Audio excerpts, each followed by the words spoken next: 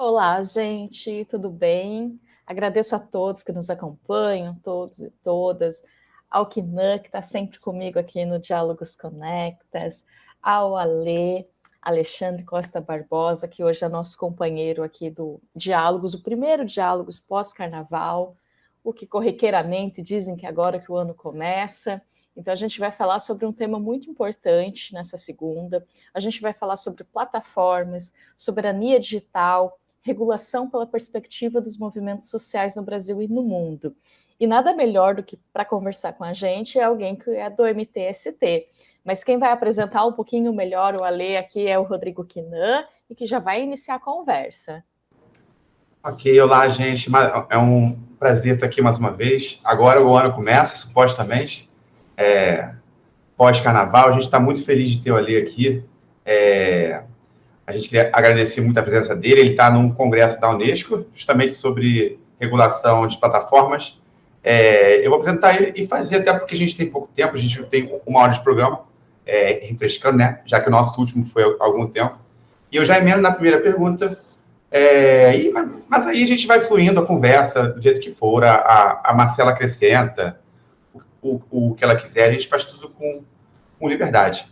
O Alexandre Costa Barbosa, o Alê Costa Barbosa, é assessor especialista do Comitê Gestor de Internet no Brasil, do MTST, e militante do Núcleo de Tecnologia do MTST. A gente entrevista ele aqui hoje para falar sobre plataformas, soberania digital e regulação por essa perspectiva dos movimentos sociais, tanto no Brasil quanto no mundo, que é onde ele está mais envolvido. E tem sido também, assim, essa nossa preocupação com soberania digital tem sido, assim, talvez o grande tema, o grande tópico, né, que a gente tem abordado no Diálogos Conecta, assim, a Rede Conecta como um todo, mas especialmente após o final das eleições, né, quando a gente terminou de falar sobre as eleições, assim, a gente trouxe a nossa preocupação justamente para parte da soberania. Então, aqui, começando, abrindo o nosso programa, durante as eleições brasileiras de 2022, a gente viveu assim, uma espécie de mímese, né, das eleições dos Estados Unidos de 2020, lá, do Biden contra o Trump. Com o Brasil vivendo um dos momentos mais desafiadores da nossa história no que se diz respeito a disputas pela informação.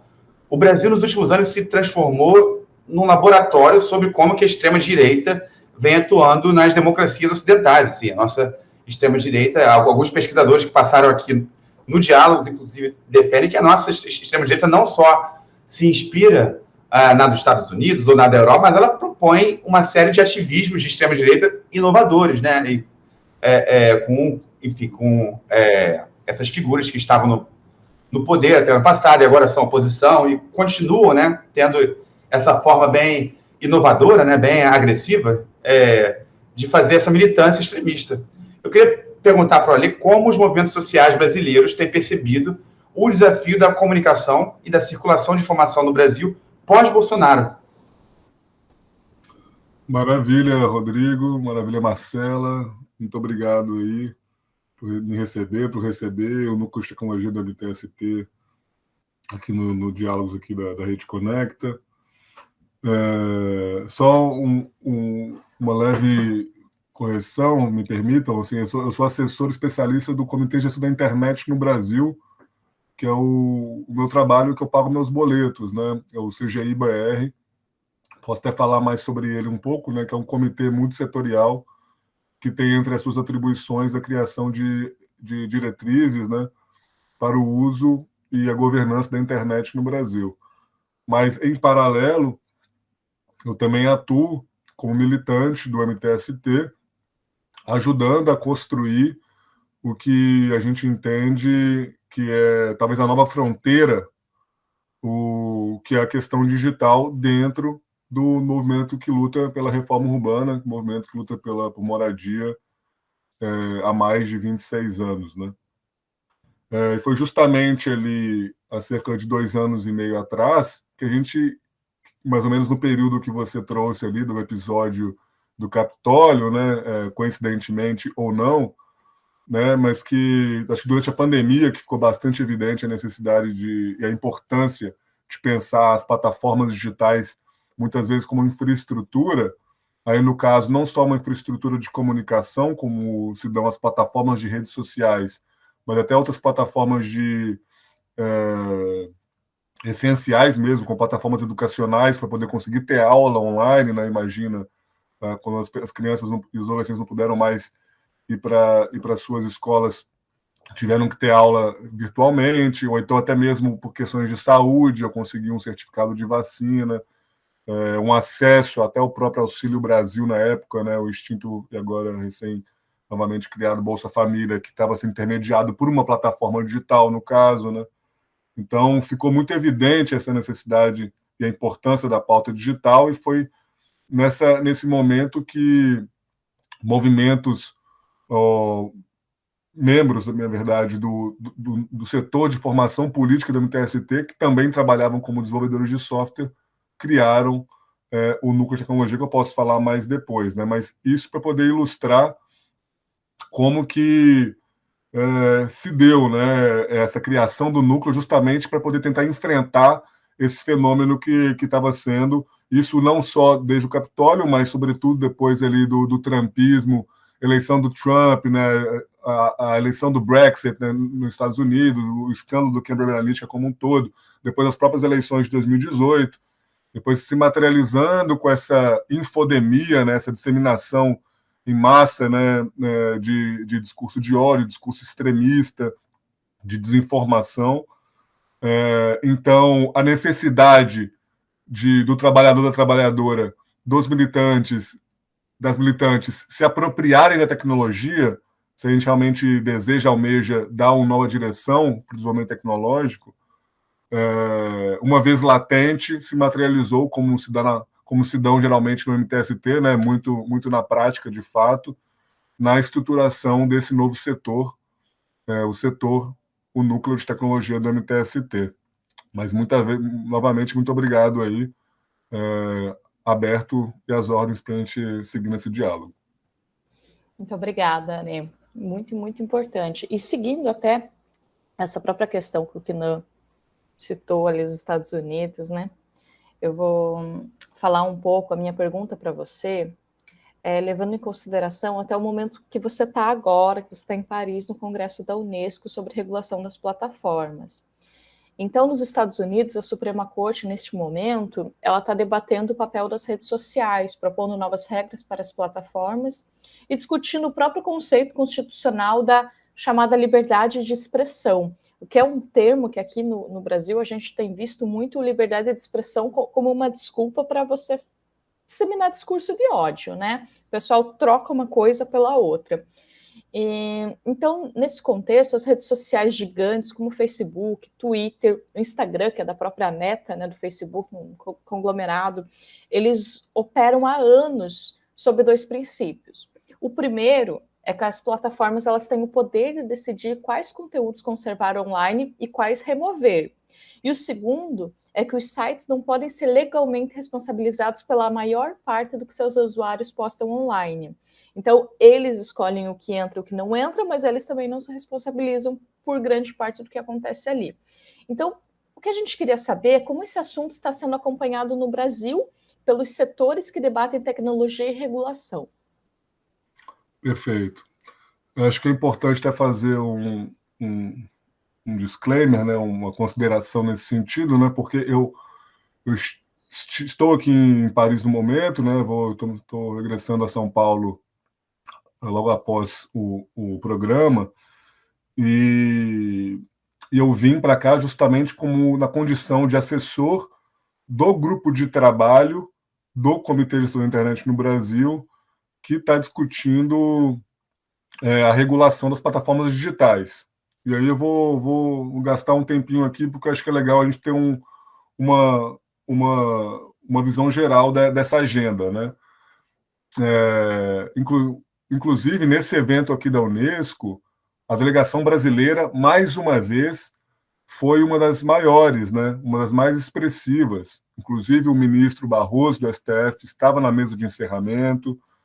Contamos também com Patrícia Campos Melo, mediando uma das mesas, o Felipe Neto participando de alguma das mesas também.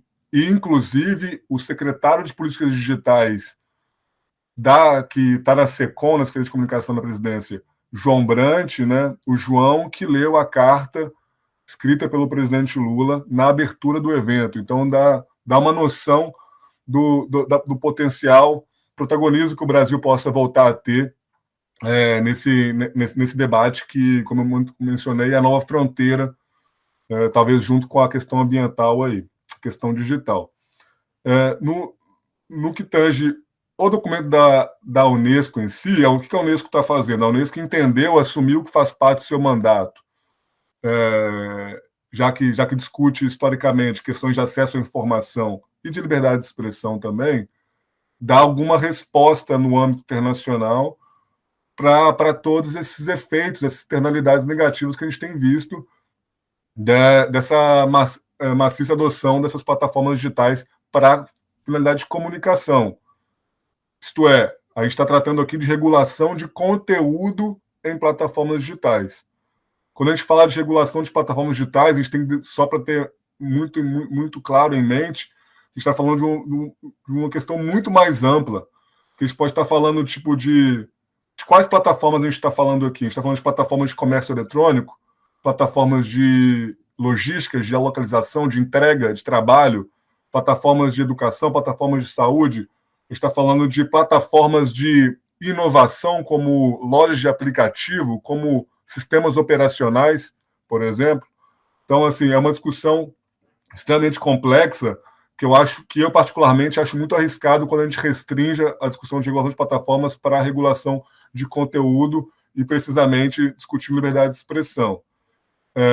Isso tudo porque o GT, que eu assessoro, eu não posso falar enquanto GT aqui, mas apenas dando uma contrapartida para a sociedade mesmo, né? Ele fez uma oficina no passado com cerca de 50 pessoas, com representantes de todos os setores, né? Academia, setor privado, incluindo representantes de todas as Big Techs, bem como membros de governo e do terceiro setor. Chegamos em um relatório dessa oficina que a gente delineou e descreveu cerca de entre 30 e 35 ações e diretrizes para a regulação de plataformas no Brasil. Então, eu compartilho com vocês depois, mas entre uma das temáticas que foram discutidas foi justamente o escopo regulatório, né? Tudo bem, a gente tem que discutir questões de moderação de conteúdo, eu vou entrar lá, porque é um ponto que você trouxe. Não temos que discutir questões de transparência, de prestação de contas dessas empresas, mas questões, inclusive, de recomendação algorítmica também, né? Mas temos que discutir questões econômicas, concorrenciais, que tocam no cerne desse problema, que é o modelo de negócio dessas empresas. As empresas foram desenhadas para lucrar, justamente coletando dados, processando dados e direcionando dados com publicidade micro-target, né? Assim, microdirecionadas, o termo em inglês, vocês me perdoam, para poder, enfim, garantir o maior número de engajamento e garantir que essas pessoas permaneçam nessas plataformas a maior parte do tempo, né? Então, nesse sentido, eu acho que o que eu venho da Unesco aqui foi muito feliz. Conseguiu-se dar foco para a questão político-econômica, que é o modelo de negócio dessas empresas, né? Então, se a gente não atacar essa questão agora, a gente não vai resolver o problema. Daqui a 2, 3 anos vai ter uma eleição, vai ter um novo 8 de janeiro, que vai ter sido fundamentalmente instrumentalizado por essas plataformas, né? E só fechando essa questão do escopo, no Brasil, nesse momento, o debate no âmbito do CGI.br, de definição em conjunto com a sociedade, né, uma consulta pública para poder entender qual que é o escopo da regulação, o que a gente vai querer resolver, o que a gente vai priorizar. E nessa priorização entra o ponto que você trouxe, que é justamente, vamos focar aqui na liberdade de expressão, né?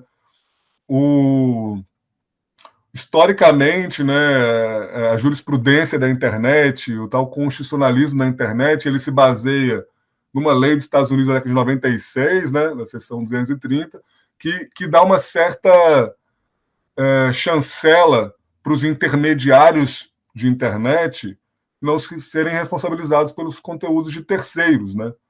Isso está sendo fundamentalmente questionado, não só nos Estados Unidos, como no mundo inteiro. O Brasil veio na carona dessa lei.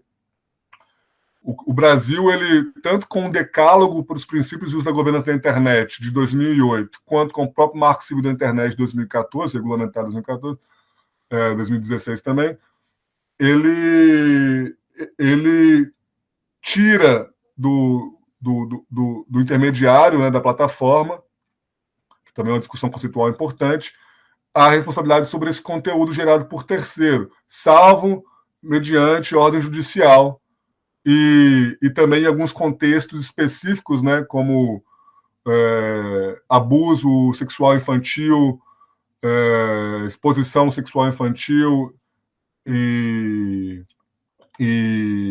no caso que foi discutido, levantado pelo próprio ministro Barroso aqui, né, de pensar em discursos terroristas e em incitação ao crime, a própria plataforma teria a responsabilidade de ter esse dever de cuidado e tentar remover esse discurso. O que tem se discutido muito é até quais são os tipos de conteúdo que a gente deve realmente colocar como obrigação da empresa remover sem ordem judicial, né? E aí tem um debate importante se isso dá mais ou menos poder para a empresa, né? Mas é uma espécie que está sendo desenhada agora qual a discussão do arcabouço regulatório necessário, porque vai ter uma lista de conteúdos que vão ter que ser, sim, deletados assim que detectados como sendo uma certa ameaça. Esse vai ser um dos principais objetos de discussão.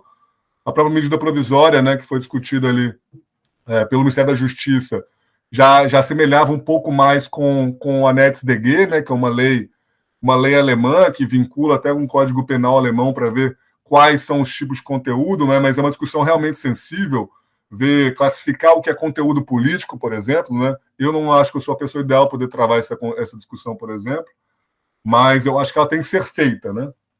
E as plataformas devem ser responsabilizadas e eu, particularmente, acho que devam ser penalizadas, né, com sanções e, eventualmente, criando até um fundo com esse recurso para viabilizar novas plataformas, trazer mais diversidade para esse ecossistema da comunicação, que aí o próprio movimento social tem muito a contribuir, desenvolvendo novas ferramentas. Talvez eu tenha me desviado um pouco, mas eu acho que o cerne a gente vai mexer no Marco Civil da Internet, que é essa lei que garante essa... A gente pode não mexer no Marco Civil e criar novas categorias? Podemos também. Eu acho que é o caminho mais coerente, mas que isso tem que ser feito com amplo debate, né? Sobretudo com a participação dos movimentos sociais. Porque politicamente vai ser muito complicado para o governo fazer isso, né, via medida provisória. 2, vai demorar talvez o tempo que o governo espera e deve dar uma resposta, dado o 8 de janeiro, se tramitar via Congresso com Arthur Lira. E 4, 3, perdão, o debate, se a gente se conseguir esse apoio desses movimentos da sociedade civil de direitos digitais e dos movimentos sociais que estão se inserindo cada vez mais na pauta da tecnologia e da comunicação, tende a ganhar muito mais legitimidade qualquer agenda, e o Brasil, retomando o início, pode voltar a ter protagonismo global, geopolítico nessa temática. Muito bom, Ale, muito bom mesmo. Eu tomei umas notas aqui, mas depois eu retomo elas. E, claro, fica à vontade para dispersar, para desviar, para levar o assunto para onde você quiser. A gente gosta assim mesmo. Brilhante essa resposta. Antes de ir para a próxima pergunta, eu queria pedir desculpas rapidinho pela informação equivocada sobre sua ocupação lá no começo. Sim. Mas, seguindo... indo nessa linha, até por isso que eu deixei as minhas notas aqui para um pouco mais para frente, que a próxima pergunta tem totalmente a ver com o que você está falando agora, que é a eleição do novo governo, né, do Brasil, ano passado, a volta do Lula 3, como algumas pessoas têm chamado, essa agenda de combate à desinformação, discurso de ódio, regulação das plataformas digitais, como você falou agora, ganhou fôlego. E um exemplo é a aprovação pelo CNPq como prioridade número 1 da formação do INCT, né, do Instituto Nacional de Ciência e Tecnologia, em disputa e soberania informacional, o DSI, que é uma coisa que está justamente vinculada com o nosso trabalho aqui no Rede Conecta, e a gente tem membros em comum, o próprio Rafael Groman, que é seu parceiro, o Afonso Albuquerque, enfim. E nesse cenário, eu queria perguntar como você e como os movimentos sociais que discutem essa ideia da regulação e da soberania tecnológica têm percebido os primeiros passos do governo Lula 3, né, do novo governo Lula, em relação a esses temas. Como tem sido esse começo de ano? Perfeito, Kinan. Acho que pergunta fundamental. Quando a gente fala assim, né, tipo, tem várias nuances quando a gente vai tratar a soberania informacional, a soberania digital, a soberania tecnológica. E o que eu posso dizer que é fato é que esse tema está na agenda, né? A disputa de narrativa está acontecendo. Eu vou começar um pouquinho ali pela soberania digital, e a gente pode ir afunilando para a soberania informacional. Eu percebo, assim, eu também particularmente pesquiso sobre esse tema, né? E a gente pode dizer que no âmbito da soberania digital, né, resgatando a soberania como uma forma de representar o poder, né, e soberania popular, o poder popular. Então, se no MTST a gente tem como, e na esquerda como um todo, a gente tem como um dos nossos gritos que a gente ecoa bastante é criar o poder popular, né? Digitalmente é criar o poder popular para se apropriar, para usar de forma consciente e significativa as ferramentas de informação e comunicação, né? Então, mas é importante dizer que fora os discursos políticos, né, academicamente falando, você vai ter 3 principais abordagens aí para a soberania digital. Uma que vai ser mais alinhada a uma ideia estatal mesmo, né? Então, a capacidade de que governos têm de criar políticas, mecanismos, infraestruturas para poder contornar a dependência de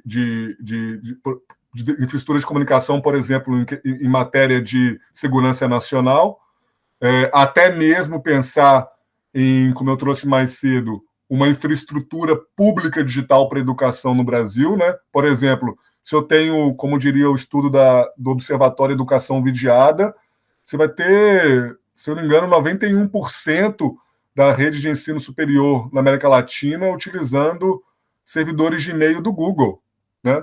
Por exemplo.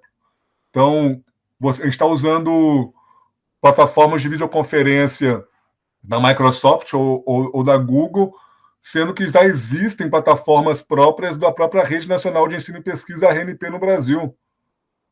Já existem sistemas de autenticação digital públicos no Brasil. E a gente tem que pensar como a gente vai dar uma nova escalabilidade para essas ferramentas, né? E eu vou voltar nesse ponto quando eu falar do momento do governo especificamente.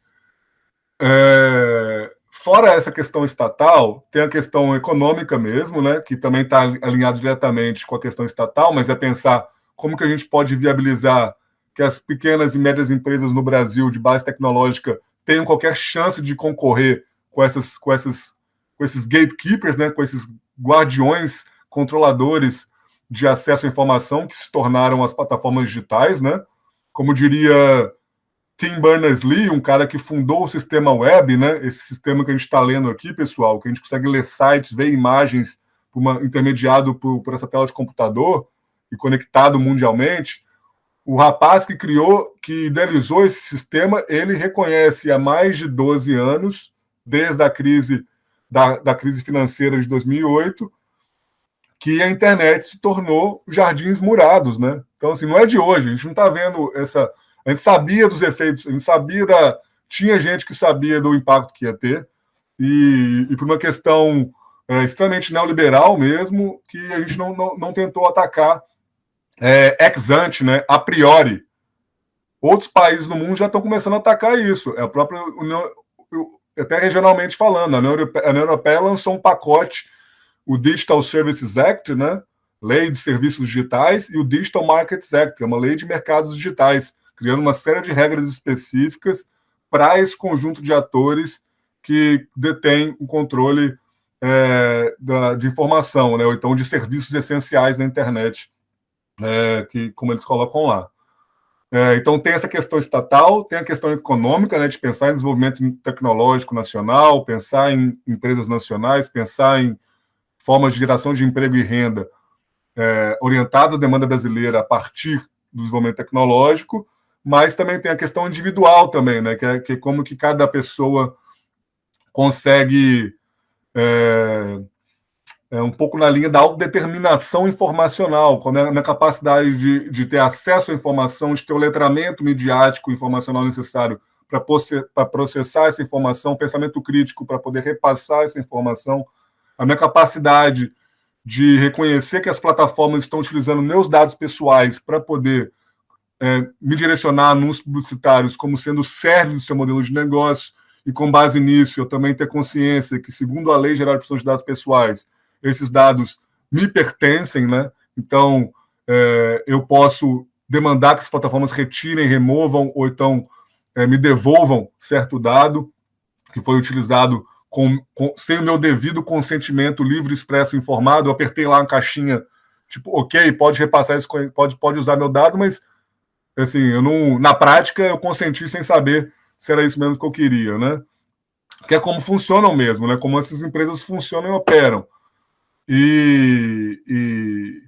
Só que a gente olhar com um pouquinho mais de calma para essa lente, a econômica, a estatal e a individual, você vê que tipo, você não pode jogar o peso todo no cidadão, na cidadã, para poder saber se seu dado foi usado de forma devida, se eu repassei ou não repassei fake news, né? Por exemplo.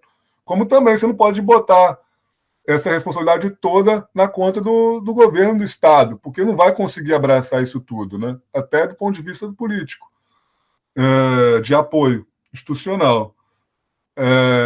Então, é justamente um pouco nessa ótica, nessa janela, que o MTST, o Núcleo de Tecnologia, particularmente, tem tentado disputar, né, e se debruçado para tentar construir uma perspectiva de soberania digital a partir dos movimentos sociais, a partir da visão comunitária e não individual. Que aí a gente vai elencar uma série de direitos, uma série de necessidades que precisam ser observadas antes de a gente promover qualquer agenda institucional de experiência digital, né? Qual o pacote que talvez o governo poderia estar olhando? Que está olhando, né? Mas talvez não dentro dessa guarda-chuva, né? Vamos pensar, o acesso à internet significativo, né? Tipo, a gente não pode falar agora só sobre me dá um celular, me dá um aparelho móvel, me dá um pacote de dados e eu garantir a universalização do acesso. Isso é massificação do acesso. A gente tem que pensar no acesso significativo, que além de eu ter um dispositivo, como eu estou tendo aqui agora, um computador, com uma internet banda larga de fibra ótica, eu também tenho, atrelado ao acesso, à conectividade, o uso, né? Eu tenho a educação, o letramento digital necessário para poder fazer o uso consciente dessa ferramenta. Então, unir as políticas de educação digital com de acesso em torno do acesso significativo, né? Até utilizando o grupo de trabalho do edital do 5G para a conectividade nas escolas, né? O GAP, que está atuando, né? Acho que o governo Lula agora tem que se apropriar mais desse debate, porque ele é herança de um governo ilegítimo. O próprio Conselho Gestor do FUSH, né? O Fundo de Universalização do Serviço de Telecomunicações, o FUSH começou a ser destravado agora. Isso, a gente está falando um papo de mais de 23 anos, desde do governo FHC, da Lei Geral de Telecomunicações. Então, o Conselho Gestor do FUST também pode ser e tende a ser um veículo importante no caráter do governo democrático, de diálogo, como é o governo Lula, para poder destravar essas agendas e priorizar o que é fundamental na agenda de inclusão digital. Então, usar o grupo de conectividade das escolas no digital 5G, utilizar o Conselho Gestor do FUST para criar essa agenda de acesso significativo à internet. Então, o MTST e o Núcleo têm atuado um pouco nessa linha. E a linha de educação digital, não só na educação digital, pensando muito importante, mas pensando como que você está lá na cozinha solidária do MTST na Sé, distribuindo 400 marmitas por dia, mas o pessoal precisa saber ali como é que eu entro, como é que eu tiro o INSS, porque durante um tempo, no governo Temer, só podia fazer pelo celular, né? Então, como é que eu consigo pegar as pessoas na rua ali na Sé, ter um computador, ter alguém que poder fazer uma instrução devida? Então, essa inclusão, esse letramento tem que ter, mas a gente também tem que pensar na instrumentalização, na capacitação dessa nova geração de profissionais, né, de tecnologia. Né? A gente está vendo que é tão discrepante a qualidade de vida de um jovem que mora na zona leste de São Paulo e tem acesso a trabalhar remotamente, ganhando 3, 4, 5, 6 vezes mais seu salário, com horário de trabalho flexível, podendo ajudar em casa com outras tarefas, porque teve acesso a um curso de programação de 6 meses. Então, assim, esse é o objetivo material que o núcleo ataca desde o seu início, né? Então, formando novos trabalhadores e trabalhadoras para trabalhar com desenvolvimento de software. Então, tem essa questão do acesso significativo à internet, tem a questão da apropriação da tecnologia para questões de geração de emprego e renda e para apropriação tecnológica para poder realmente mudar o rumo do desenvolvimento tecnológico por outro lado.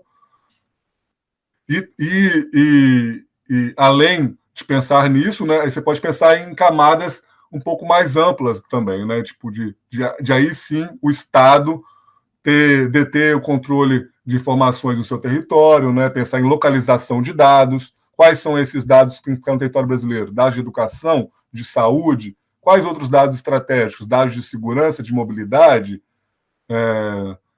dados de mobilidade, basicamente toda a infraestrutura de geodados, de geocomunicação que existe, georreferenciamento, hoje em dia está nessa plataforma Google. O Google atua no Iêmen e atua na faixa de Gaza. Então, assim, a gente não pode fechar mais os olhos para essa questão enquanto esquerda no Brasil, eu diria. Né? E é isso um pouco que o movimento social quer mostrar, bebendo dessa agenda, bebendo dessa janela, essa possibilidade de disputar a narrativa da soberania digital. Né?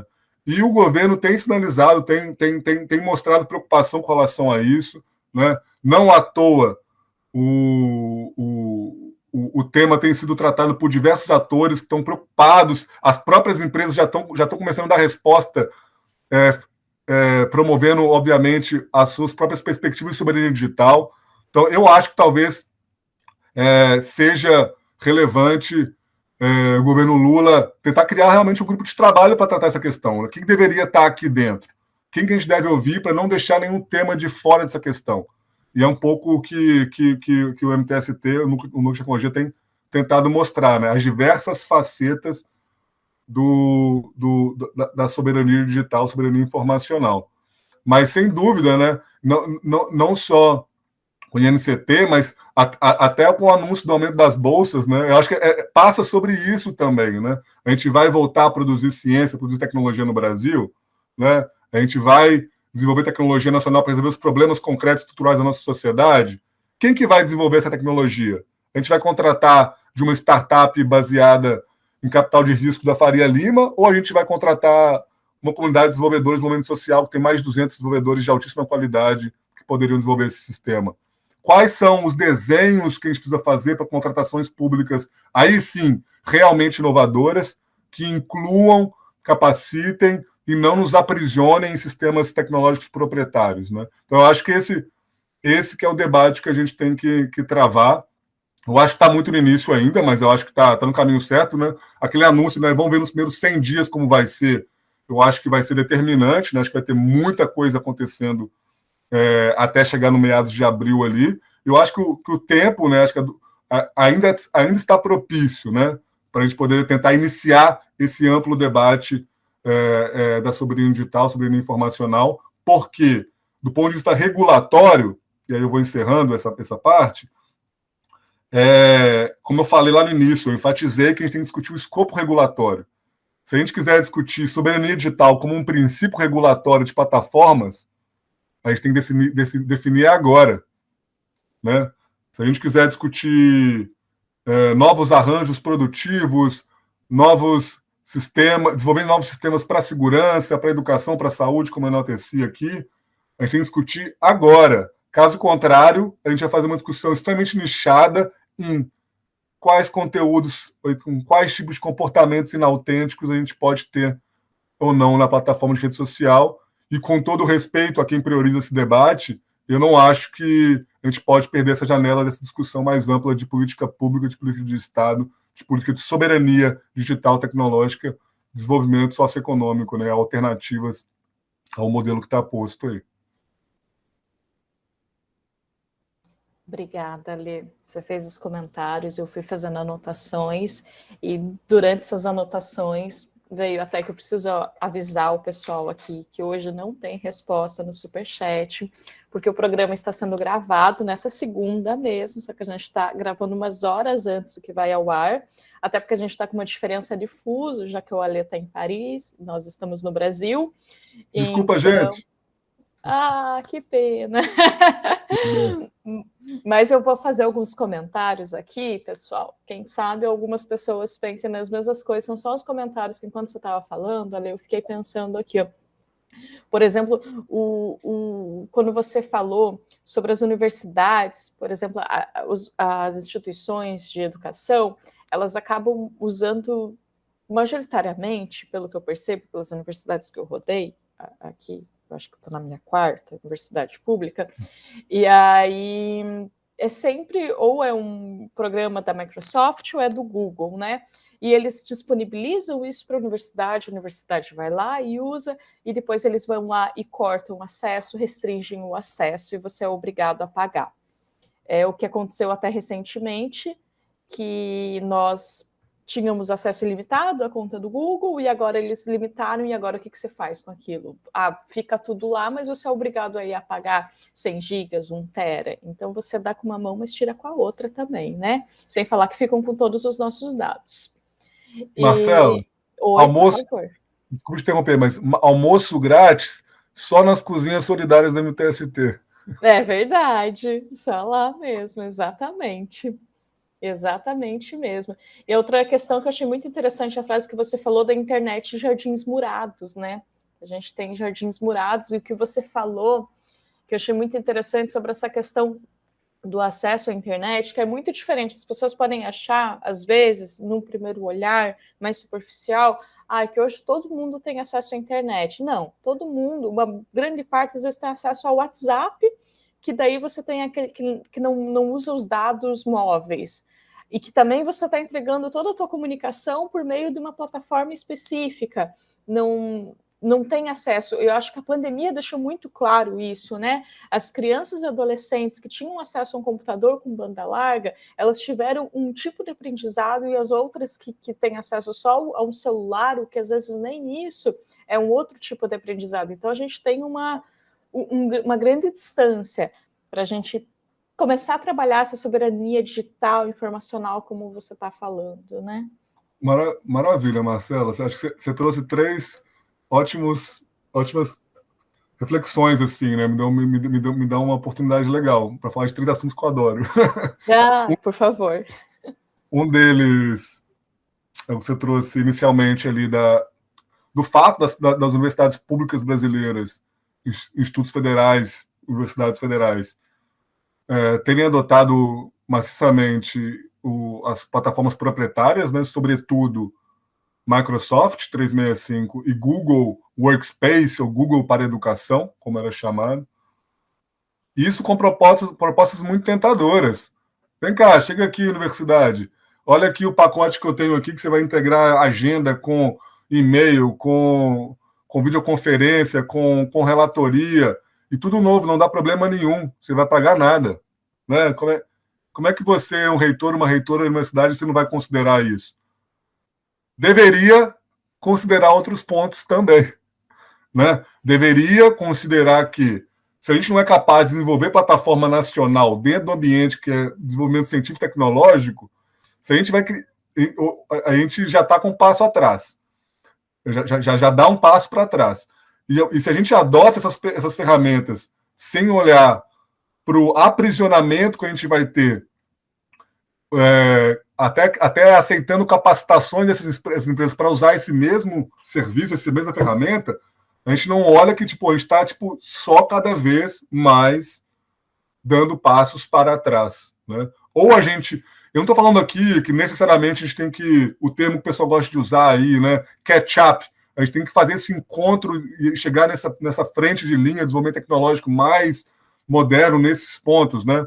Esse é um papo para um outro dia. Mas eu acho que, para alguns sistemas, para alguns setores, a gente só não tem que fazer como a gente já tem muita coisa pronta. É uma questão de priorizar. Inclusive, o próprio governo,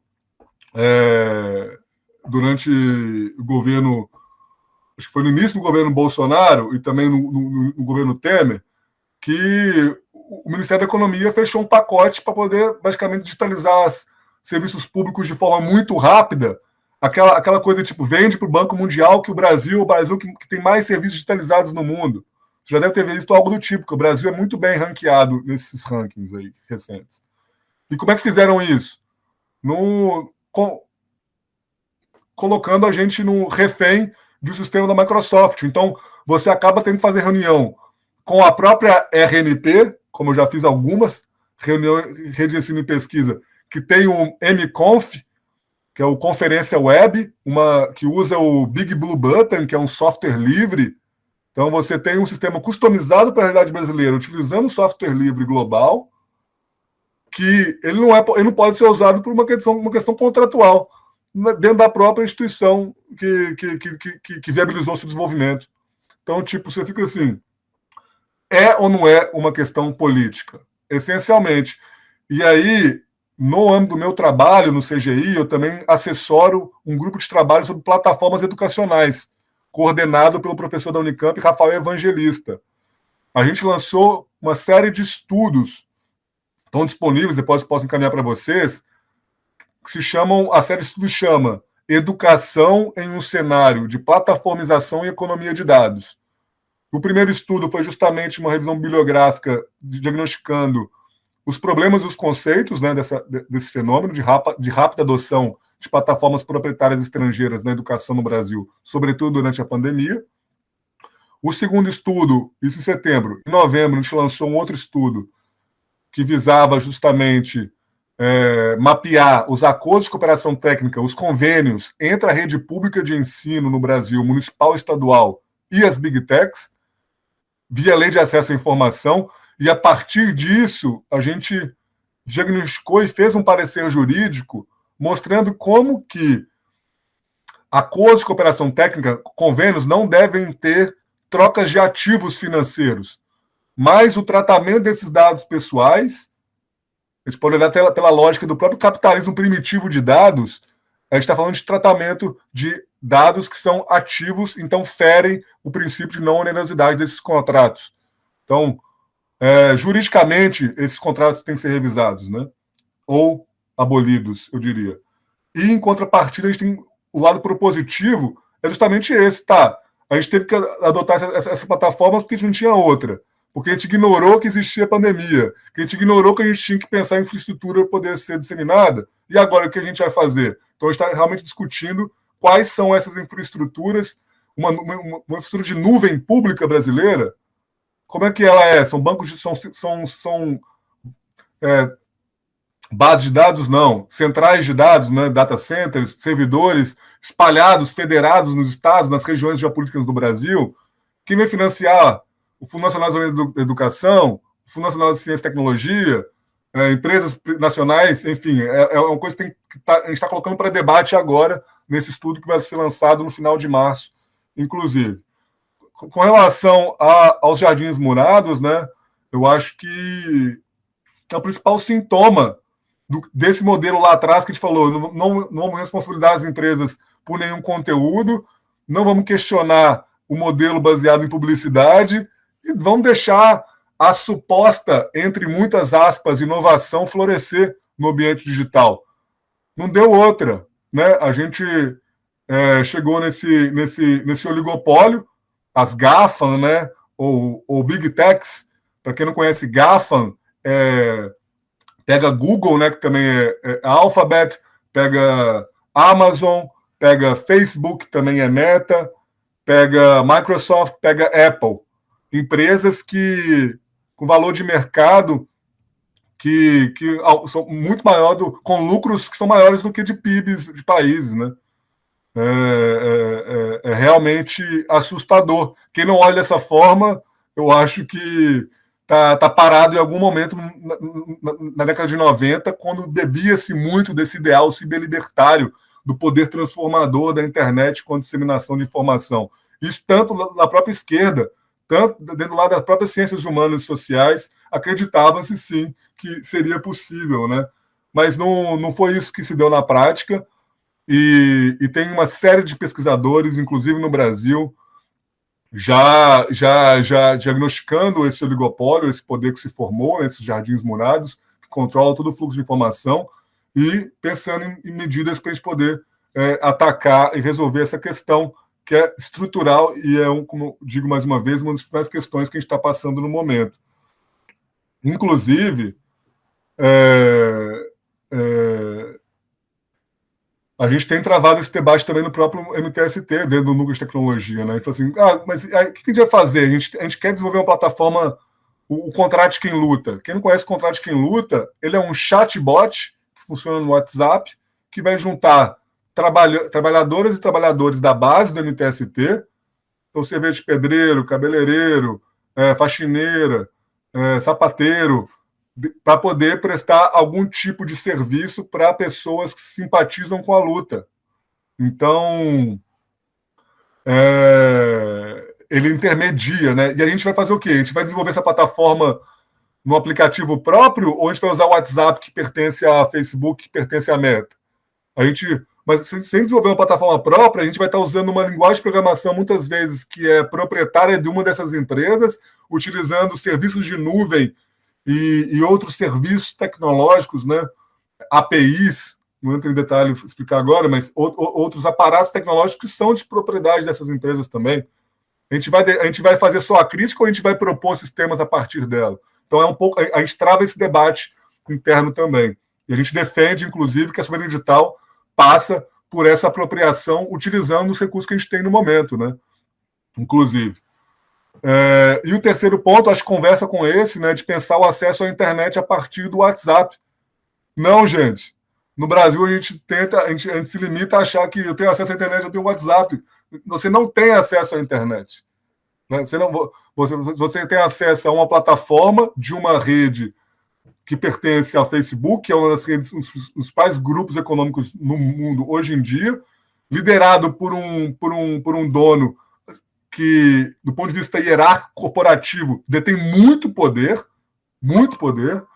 e que atuou em lobbies pesados com operadoras de telecomunicações no Brasil para poder viabilizar o país sendo um paraíso do zero rating, né, que a gente chama, que é o de tarifa zero. Supostamente, eu comprei meu pacote de dados aqui, eu tenho acesso a WhatsApp, a Netflix, a coisas do tipo, eu estou bem. Não, você tem a internet é um direito. Ele pode não ser um direito fundamental na Constituição ainda? Pode, mas o Marco Civil da Internet coloca a internet como direito, e em diversos acordos internacionais de direitos humanos você conhece o acesso à internet como um direito também. Então é importante lutar por esse direito também. No próprio MTST, a gente fez uma reunião ano passado, estava tendo um encontro nacional de redes comunitárias de internet e de políticas de inclusão digital. Rede comunitária de internet, gente, é quando você, no seu bairro, você tem uma associação organizada social e politicamente e fala, não, vamos aqui se apropriar da infraestrutura de acesso à internet, vamos compartilhar o link de acesso e vamos criar nossas próprias diretrizes para acessar essa rede. A gente, no encontro estava tendo nacional dessas redes comunitárias, eu também estava podendo organizar ajudar a organizar esse evento. A gente organizou um evento paralelo na sede do MTST de São Paulo, né? Não em Taboão da Serra, mas ali Marechal Deodoro, ali, Santa Cecília.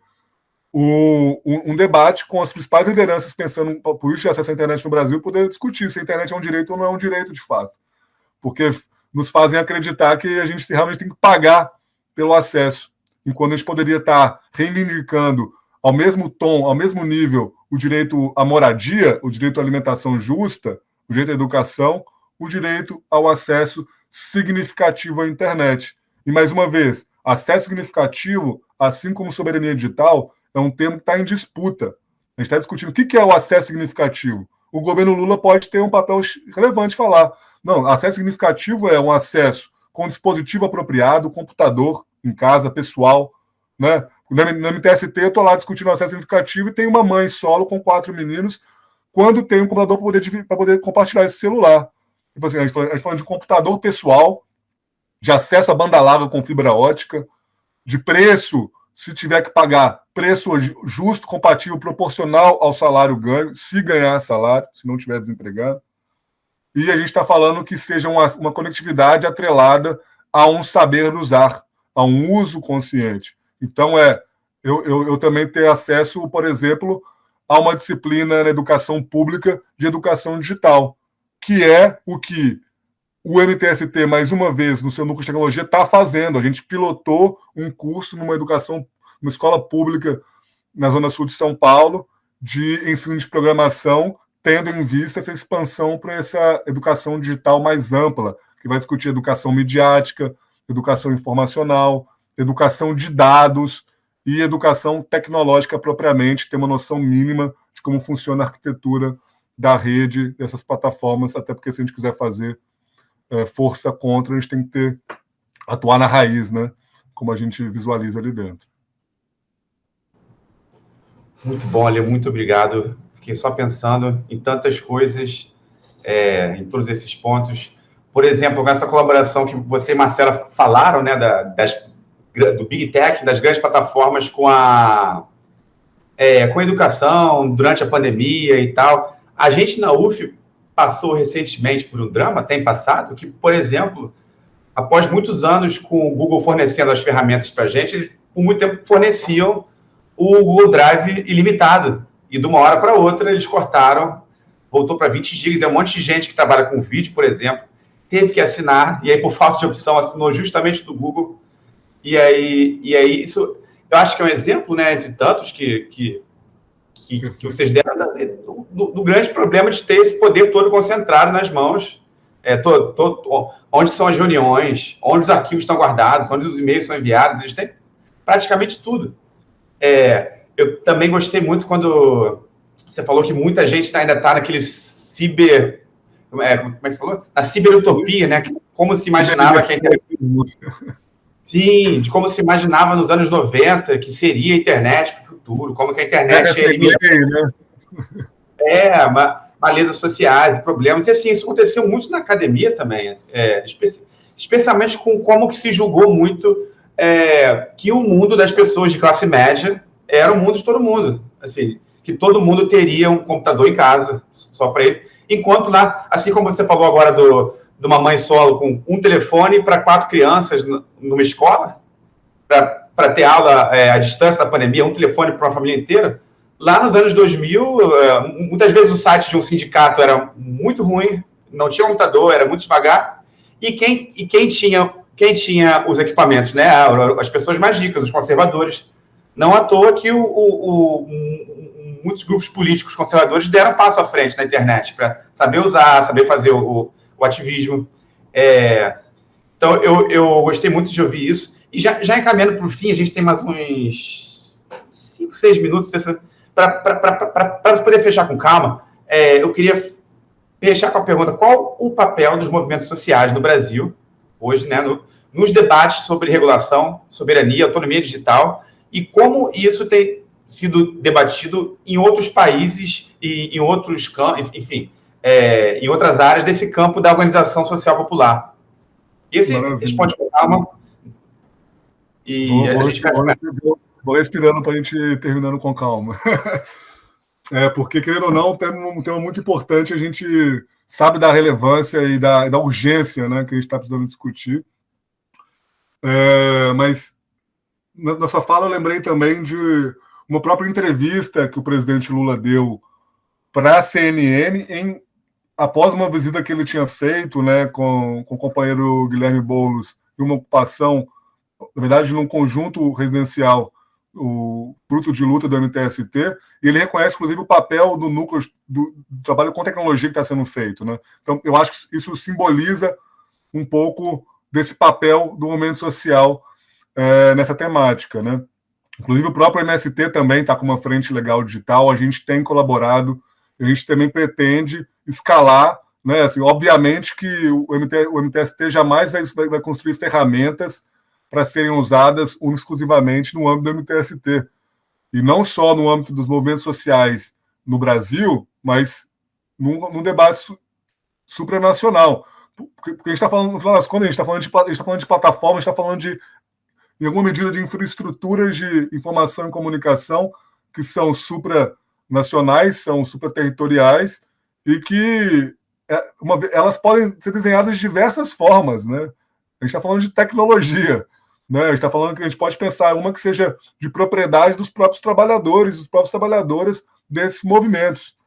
Então, eu acho que no Brasil, retomando ali a apresentação do início, é muito, muito inovador, muito embrionário também, mas muito revolucionário propriamente a iniciativa que está tendo o MTST nesses últimos 2 anos e meio, sobretudo, né?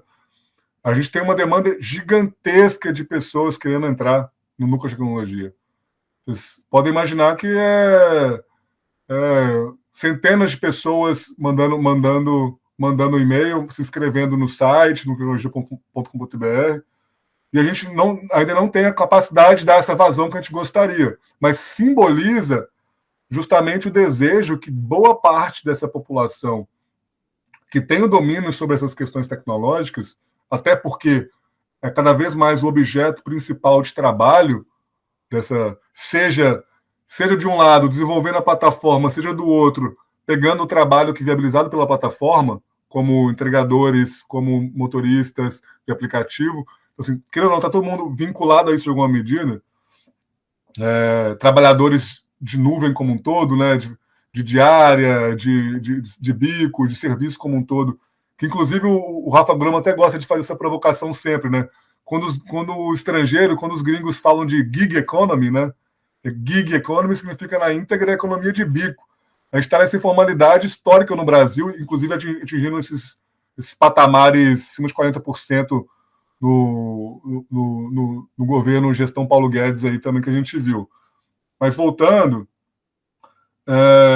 então eu acho que um dos objetivos centrais, um papel central dos movimentos sociais nessa pauta é dar a devida visibilidade para a questão como se tornou estrutural na sociedade. Todo mundo, hoje em dia, todo mundo assim, né? Como eu falei de falar, pessoas não têm. A gente está na média de 75%, 80% de acesso aos domicílios com a internet no Brasil.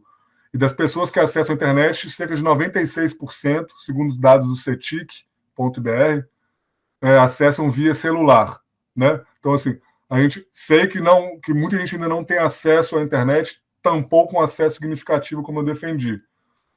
Mas o movimento social tem o dever de mostrar que é uma questão estrutural o debate de internet. Não cabe mais à tradicional sociedade civil de direitos digitais ou de direito à comunicação tradicional definir qual deve ser o rumo das políticas digitais no país. Esse período acabou. Assim, então, esses espaços têm que dar cada vez mais